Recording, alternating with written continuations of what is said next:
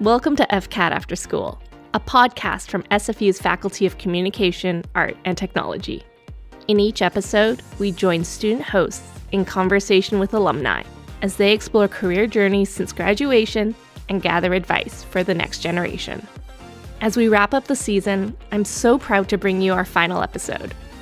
Host Torien Cafferata sits down with Audrey Heath, Indigenous Student Life Coordinator at SFU, and graduate of SFU's Communication program. Together they discuss how Audrey realized early on in her degree that she had a calling, and how she wasn't afraid to follow that path and make her own opportunities. I hope you enjoy.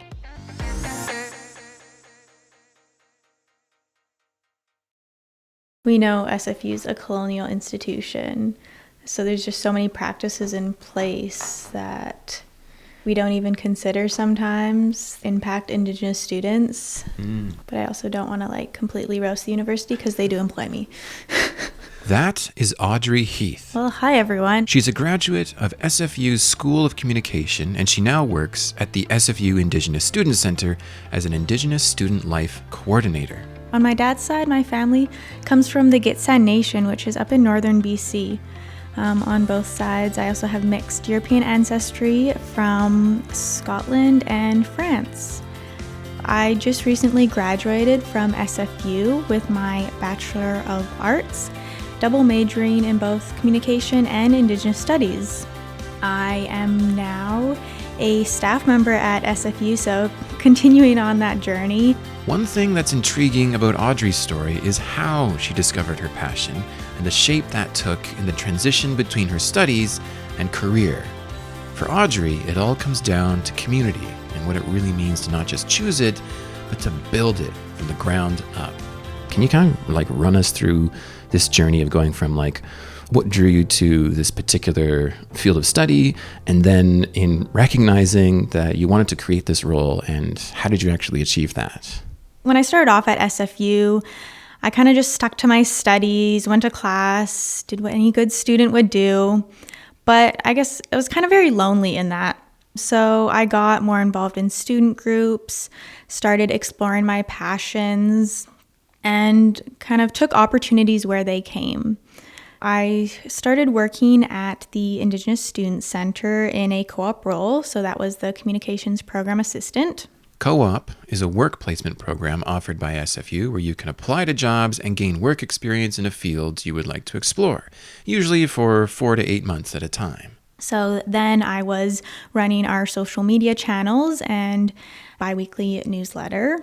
I did that for 2 semesters, and typically when people do co-op, it's 3 different terms in 3 different organizations or institutions. But I was like, nope, I found a place that I love working, an amazing team of people, and I stuck with it. So I was the communications program assistant for 2 years, and I had actually grown that position so much that I was like, there's more work that has to be done than one person can do. Audrey had found her calling. And that's when she got the inspiration to do what not many other students have done. She created and proposed her own position. So I pitched the idea of this special projects role to my boss. So the communications program role is really meant to promote Indigenous Student Center programs to Indigenous students within the university, programs and supports to help each other. But there's also a lot of education that can be done for non-Indigenous students. And the special projects role looks at those bigger picture ideas and educating folks across campus. So throughout that semester, there are a couple key events such as the Women's Memorial March in downtown Vancouver. In May, we have Red Dress Day, and then leading into June with Indigenous Peoples Month, we hosted some events, some Arts Live where we had performers come. We did an Indigenous market to display works by talented artists where you could come purchase items. So just spreading awareness about those types of events. I'm interested to know what drew you to this at the very beginning. When you started your communications degree, did you start knowing I want to do communications and Indigenous studies?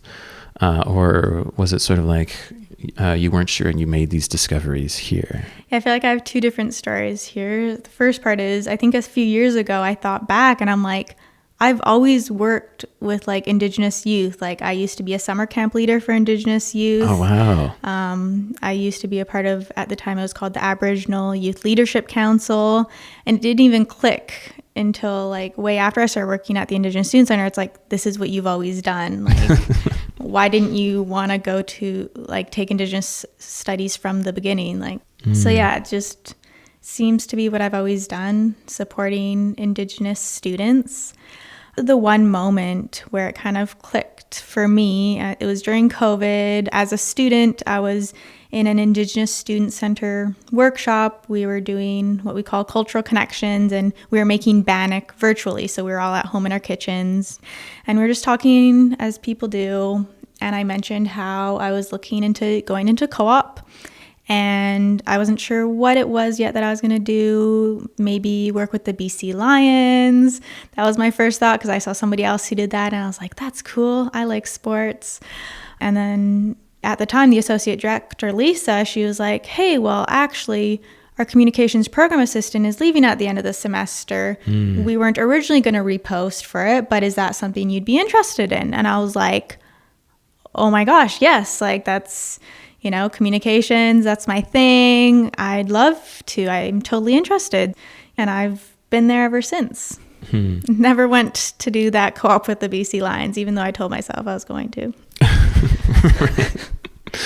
Right. So I really love this idea of, and it's something that I also have noticed in my own artistic life of discovering, I've always done this kind of thing. And now I'm recognizing that this has been a consistent part of my life. Yeah.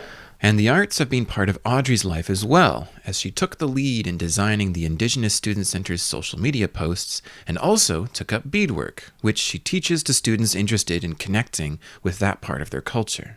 I really appreciate the setting that I'm in my office and in my community, that I'm able to explore all these different things, these intersecting things of my artwork and my, advocacy. So I actually learned to bead at the Indigenous Student Center. Oh, cool. Back in 2021. So it's like a big full circle moment of now I'm teaching beadwork classes to our new students. Currently, Audrey shares the office with 5 other fellow Indigenous Student Life Coordinators, each with their own programs and priorities. Audrey gave me a breakdown of 3 of her own. One of my main priorities is our communications. So even though I've moved on to my role as Indigenous Student Life Coordinator, I've still kept that comms piece with me. So I run our social media channels and our newsletter. So I really just want to make sure that our programs and supports for our students are getting promoted and students know what's fully available to them, because sometimes they don't know. And it's like, I could have been using this whole time, and I didn't know. So that's, one of my main things. And then my second part is as the Elders Program Coordinator. So there's 2 parts to that. We have 6 elders in residence, and I'll have them come in for workshops and events to get connected with our students. And then externally, folks across the university also would like to have elders at their events to do openings and start things off in a good way. So I'm the executive assistant almost for all our elders, getting those coordinated. And then finally, I put on my hat as an events coordinator and starting to plan for our Indigenous Student Center honoring feast in June, where we can congratulate all the Indigenous graduates for the past year, myself included, actually. So, are there any particular events or moments, you could say, where you're like, I'm doing what I really love doing, or whether it's a particular person or a group of people that you could see the support making an impact, or a program that just really is going well and you're looking around and right, this feels right for me? I think for me, one of the most impactful programs that I've worked with is the Elders Program. So quite often during the week, I'll get to sit down and just visit with our elders, but it's also an opportunity for students to come visit with them as well. So I get to kind of be a part of those situations where, a student's had a rough day and the elders there to support them. And I've kind of created that connection where they're able to do that and have those supports. Is it sort of like they gather and the elders teach skills or teach things or pass down knowledge, or like what is the actual like stuff that people are doing? Yeah, it's different for each elder depending on what skills they have. Yeah. So we have Elder Marie, and she'll come in for her tea talks every Monday. She sits in the elders' room and she's there to chat, be a listening ear. She's really passionate about the environment, so if you ever want to talk about gardening with her, she's your go-to person. And then we have Auntie Patty, who will come in and bead with students every Wednesday. So I got to do that today, and I'm at work, but I'm sitting here beading, something I love doing. We do a lot of beading around the ISC. Our floor is always covered with loose beads. Right. And then we have a couple of our newer elders, like Elder Jackie or Russell Wallace, who are drummers, and they can share their songs and those types of teachings with students. Mm-hmm. Yeah. That's, I imagine, so rich, especially for students who might have not come from a family background to have connected with elders or with that kind of knowledge. Yeah. I want to talk about education. Okay. Let's talk about education, because I've seen you write about this in your blog posts, and it seems like such a central part of what you're passionate about. And I'm sure there's lots of debate around like what is a effective means of education, and what is that role look like? What does a culture of educating each other look like? But also, whose job is it to educate, and what labor that encompasses? Yeah, so within our center, that's not necessarily one of our main goals. Our main goal is to support Indigenous students. So that's why I kind of saw that this educational piece was missing. Typically in our office, we'll redirect people to the Indigenous Studies department or the Indigenous Education office, as they have the best resources to help educate, or if you're interested in taking classes. But yeah, people were always coming to us at the Indigenous Student Center. I was like, this is something that we should talk about. So if I have this designated role to be able to share these on an accessible platform in, I guess, a digestible way for folks, it might come across better. So kind of that's what I wanted to do.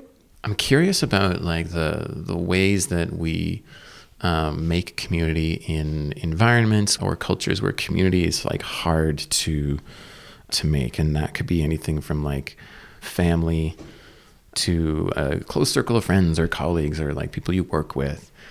Because I've found that, especially moving, because I'm a rural kid. I grew up rural, where everything was just kind of communal, whether you wanted it to be or not.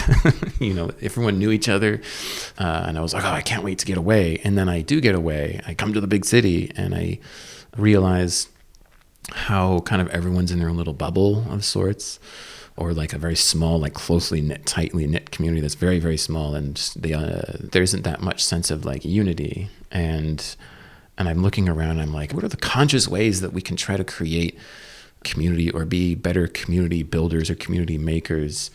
Because I realize it's not like a skill that we've ever really been taught. Would you agree? Like, what's your feeling on that? I mean, our go-to at the center to bring community together is food. Oh my God.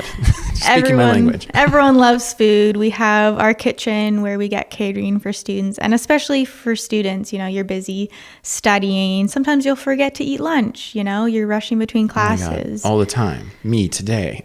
Yeah. So having food available for students brings them into our space. We get to see them, interact with them. And then we've also started having monthly lunches.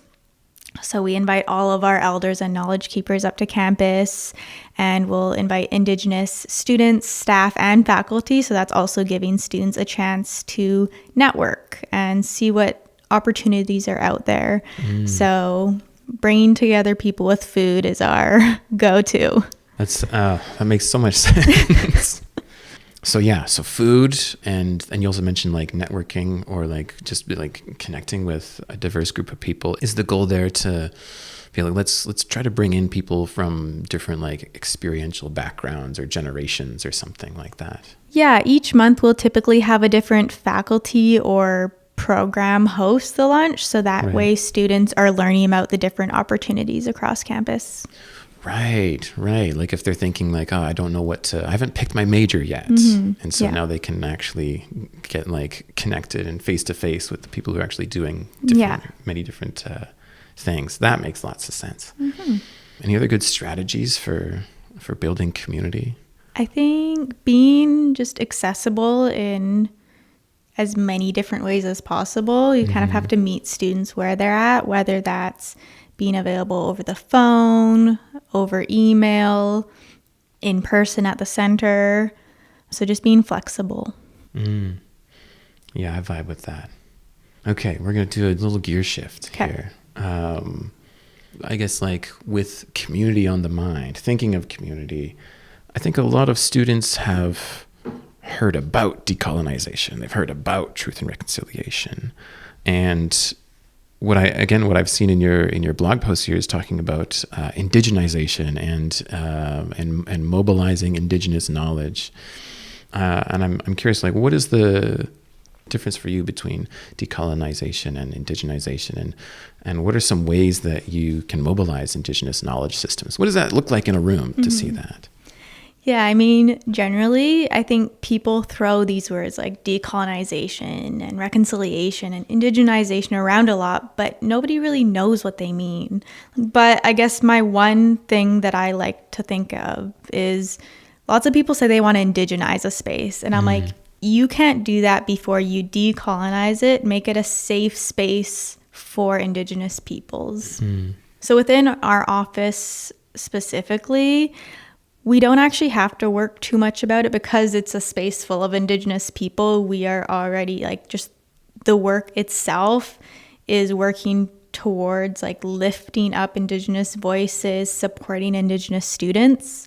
But yeah, when we interact, I guess, across the university, there are definitely things that we need to kind of break down those walls and make things more accessible for students. And as far as spaces of like, how do we make a space safe before we indigenize it? What does that look like? Yeah, so I mean, let's call it what it is. Like SFU was built by colonizers. It's a colonial institution, very set in its ways, and we need to recognize that. So some examples of, we have our Indigenous students who they may have traveled here to go to school from their rural reserves. So giving space and time for that. If they need to go home for a ceremony, we need to be graceful with that. If they need extensions or whatnot.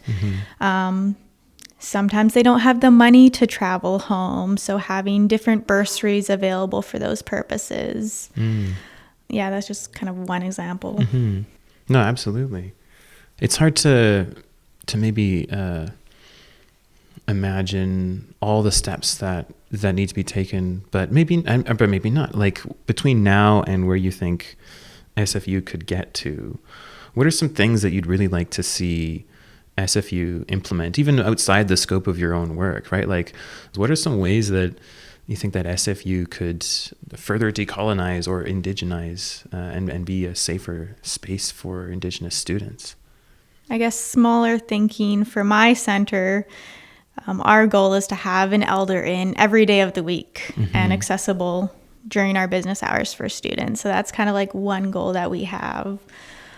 Bigger goals, I'd say being more intentional about celebrating and honoring different Indigenous events. And I wouldn't call them holidays because some of them are to honor and mourn, but just making sure there's good recognition of those and there is somebody in place to do that work so that all the emotional labor isn't on Indigenous peoples. Yeah, absolutely.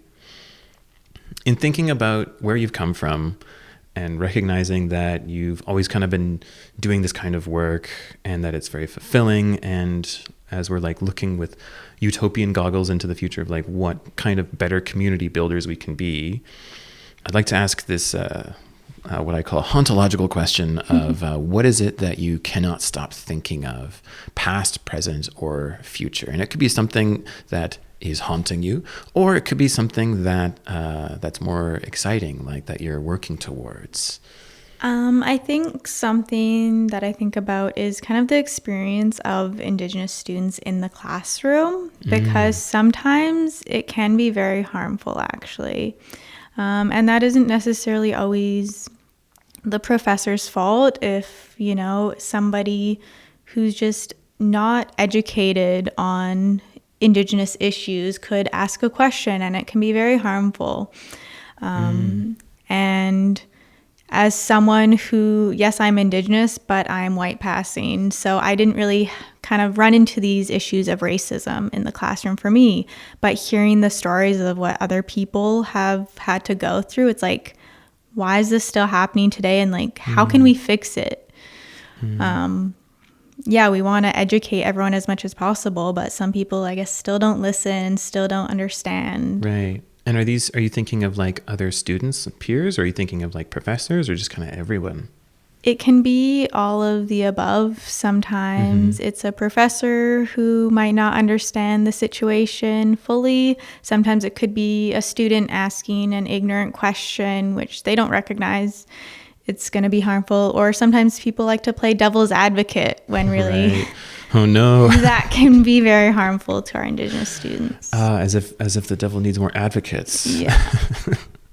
Right. And this sort of brings us back to this like this question of education and what does it mean to educate, because we can, you know, offer events or programs, but there might be many students or professors who look at that and say, "Oh, that's not for me. I don't need to go do that. I don't need to think about that because that's for Indigenous students," or like they might think I already know enough about that or something. What are ways that you can reach people who say harmful things or make these like microaggressions? One thing that I've kind of brought up before is what if everyone had to take Indigenous Studies 101 as like kind of a breadth course, but also recognizing, you know, Indigenous Studies is a small department. They couldn't handle teaching everyone at the university.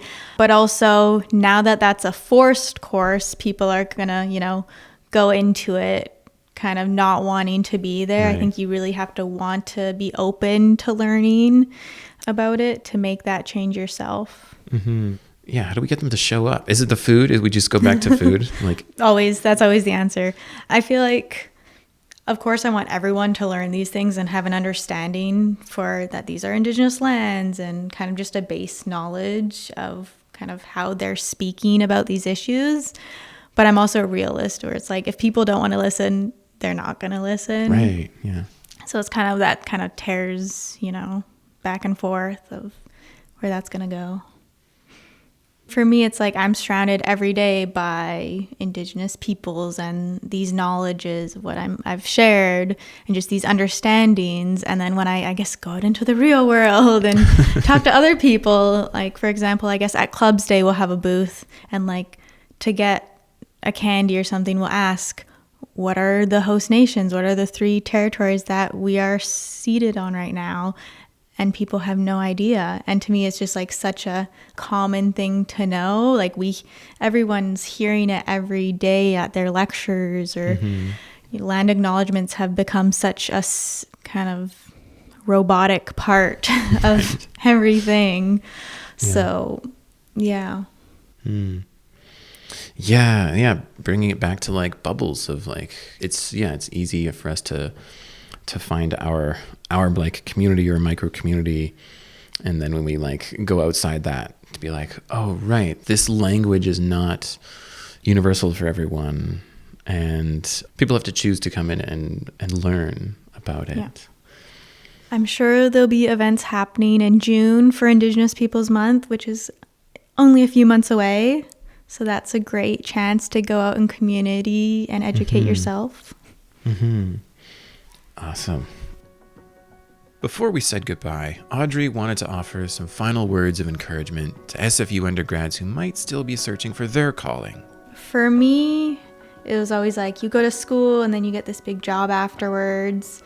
You know, you do your 4 years, 4 classes a day. That's what everyone thinks when they think undergrad at university. Mm-hmm. And to me, I did not take that path.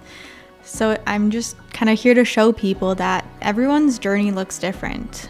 I did that for 2 years, took my classes, and then I was like, you know, I want to get more involved, find out what I'm passionate about. And I took opportunities where they came. I would take less classes for a semester while I worked, or take the semester off and work and then come back to classes, and then take a leave from work. So it was like a lot of back and forth, but because I was working at the university and studying at the university, just so many paths like were woven together for me. It was a really smooth transition from student life to work life. I do say I appreciate the 9 to 5, where after 5, I don't have to think about studying or homework. And I can just go do whatever I want to do. Opportunities like this. Everyone's journey is different. When you see an opportunity, take it. And if you are an Indigenous student listening, come drop by the Indigenous Student Center.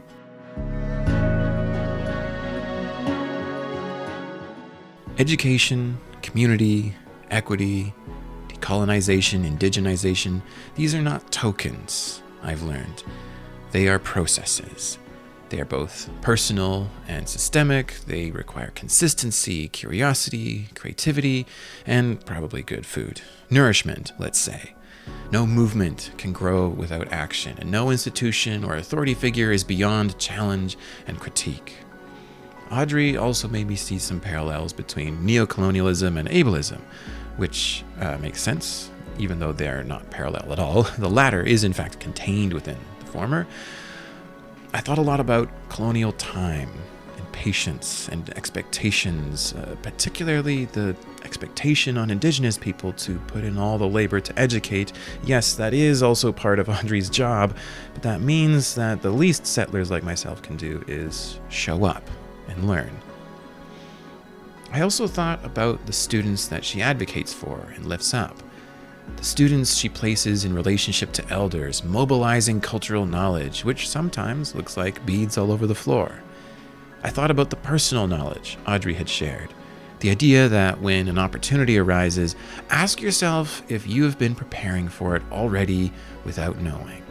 Yes, you are all here at SFU to learn things that you have never learned before, but you have also already been learning a lot, and you have developed proficiencies, tastes, and above all, values. If you aren't sure what it is you want to do yet, trust that you probably already care about something. You already love doing certain kinds of things. They might just seem so familiar to you that you don't realize it. I'm Torien Cafferata. Thanks for dropping by after school.